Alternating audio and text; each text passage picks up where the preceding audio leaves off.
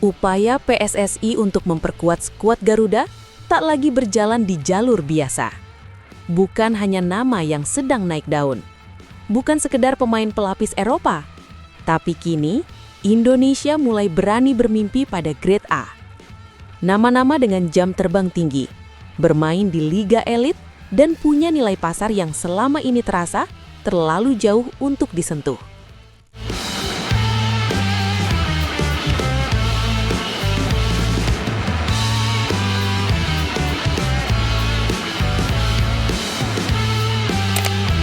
Memasuki Januari 2026, peta itu berubah, dan satu nama menjadi titik baliknya. John Herdman. Pelatih yang membawa Kanada ke Piala Dunia. Pelatih yang membangun tim nasional dari nol. Pelatih yang mengubah mustahil menjadi kenyataan. Sejak Herdman resmi menukangi timnas Indonesia, rumor-rumor lama kembali bernafas. Dan rumor baru mulai terdengar semakin nyata. Pascal Stravic. Nama ini mendadak jadi perbincangan. Bukan karena gol, bukan karena kartu merah, melainkan karena satu foto, satu momen yang menyalakan spekulasi besar. Bek tangguh Leeds United, pemain dengan nilai pasar sekitar 20 juta euro. Figur yang bisa bermain sebagai bek tengah, bahkan gelandang bertahan. Stravic memang sempat menunggu Belanda, menunggu orangnya dimanggil, namun waktu terus berjalan. Dan panggilan itu tak kunjung datang. Kini, peluang terbuka. Indonesia bukan lagi pilihan darurat, melainkan proyek jangka panjang. Statusnya masih rumor kuat, namun di era Herdman, rumor seperti ini jarang muncul tanpa alasan.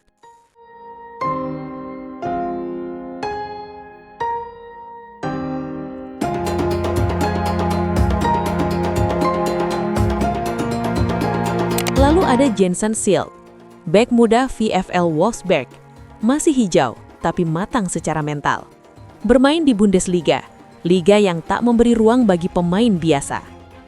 Kabar yang beredar menyebutkan Kevin Dix menjadi jembatan komunikasi.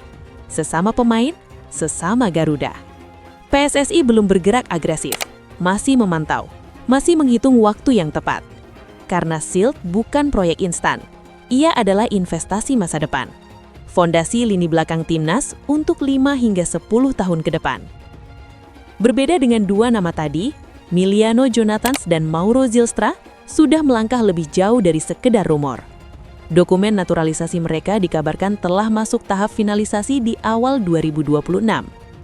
Miliano Jonathans, winger kreatif Vitesse, cepat, lincah, dan berani mengambil resiko.